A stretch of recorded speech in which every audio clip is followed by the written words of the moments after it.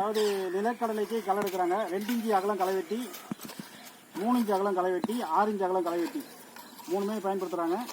அகலம் கம்மியாகிற இடத்துல 2 இன்ச்சு களை வெட்டி 3 இன்ச்சு களை வெட்டி பயன்படுத்துகிறோம். அகலம் காலியாக இருக்க இடத்துல 6 இன்ச்சு களை வெட்டி பயன்படுத்துகிறோம். 6 இன்ச்சு களை வெட்டி காட்டு. இது வந்து 6 இன்ச்சு களை வெட்டி 350 ரூபா. இது 2 இன்ச்சு களை வெட்டி இதுவும் 350 ரூபா. இது 3 இன்ச்சு களை வெட்டி இதுவும் 350 ரூபா. அதே சரி களை வெட்டும்.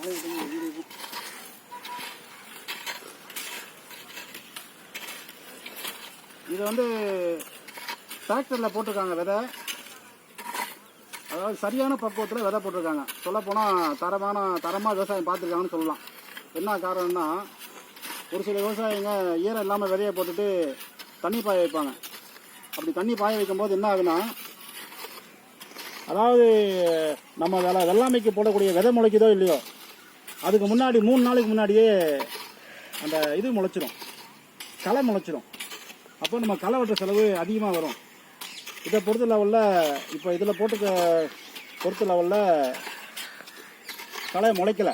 களை முளைச்சிருக்குன்னா அதுக்கு பாருங்கள், இது களை தான், பெருங்கலையாக முளைச்சிருக்கு.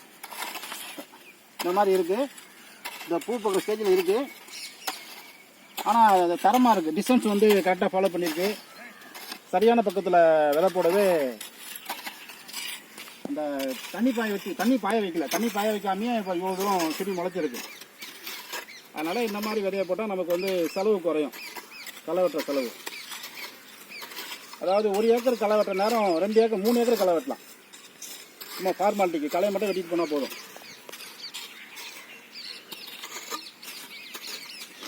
இப்போ இருக்கிற ஸ்பாட் வந்து நாங்கள் இருக்கிற இடம்